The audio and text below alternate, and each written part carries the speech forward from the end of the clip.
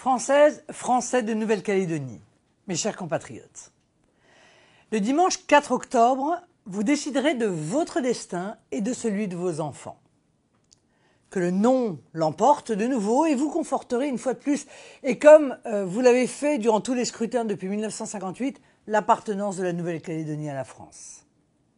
Que le oui l'emporte et votre territoire quittera à brève échéance notre patrie pour accéder à une indépendance pleine d'incertitudes, lourde de dangers et de déchirements. Résolument et avec passion, je vous exhorte à voter non. Par la voie démocratique, dans le cadre d'un processus d'autodétermination prévu par la Constitution et pleinement accepté par la communauté internationale, je vous engage à affirmer de nouveau votre volonté de demeurer français. Certes, le processus de l'accord de Nouméa est ainsi conçu qu'il vous faudra sans doute, une fois ce deuxième scrutin passé, vous prononcer une troisième fois. Et cette fois-ci, je l'espère, définitivement, pour confirmer le maintien de la Nouvelle-Calédonie dans la France. J'ai critiqué en son temps ce mécanisme déséquilibré qui fait la part belle aux tenants de l'indépendance et qui conduit à ce que la séparation d'avec la France puisse être décidée en une seule fois, tandis qu'il faut 3 scrutins pour demeurer français.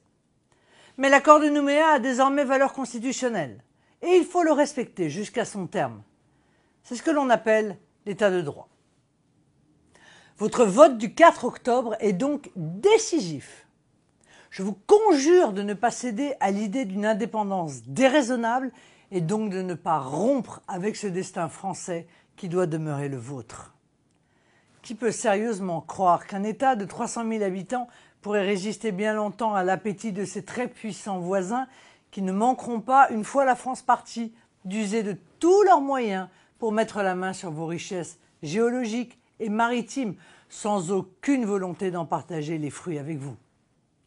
Comme le déclarait le général de Gaulle à Nouméa en 1966, vous êtes un morceau de la France, vous êtes la France australe et vous devez, dans la paix, comme vous l'avez fait dans la guerre, être un exemple d'effort, de fraternité et de progrès.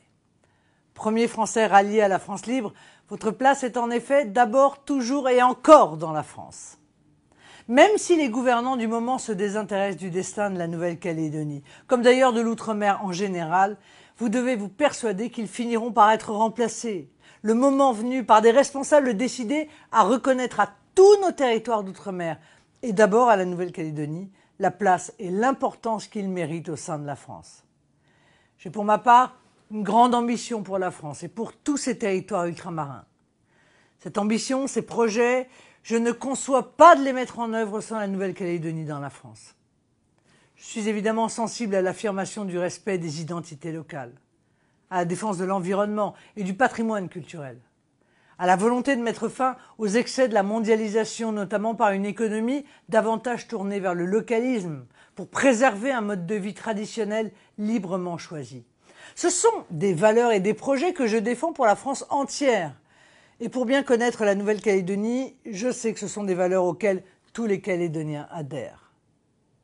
Je souhaite vous affirmer ici solennellement que ces valeurs, ces projets, vous pourrez davantage les mener à bien en demeurant dans notre belle patrie, la France. Le maintien dans la France, démocratiquement exprimé au terme d'un long processus d'autodétermination, s'imposera évidemment à tous, tant au plan national qu'international.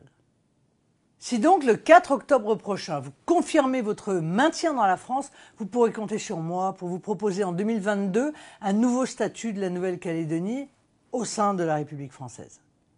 Ce nouveau statut garantira évidemment le droit de chacun de vivre en Nouvelle-Calédonie, terre de ses ancêtres, dans les conditions les plus favorables à son épanouissement personnel, mais aussi collectif. J'affirme aux partisans de l'indépendance qu'il n'y aura ni vainqueur, ni vaincu. Il conviendra de trouver ensemble les voies et les moyens d'une nouvelle organisation politique qui garantira à chacun le droit de vivre dans la paix. Mes chers compatriotes, il faut le répéter avec force. L'occasion vous est donnée d'exprimer le 4 octobre votre choix de demeurer au sein de notre nation. C'est historique. Il vous appartient donc de vous mobiliser, afin que par un vote le plus massif possible et une participation la plus élevée, la Nouvelle-Calédonie exprime sa pleine volonté de continuer à vivre dans la France. Soyez certains de ma volonté de vous accompagner et de vous soutenir de toutes mes forces dans ce choix. Vive la Nouvelle-Calédonie, vive la République, vive la France.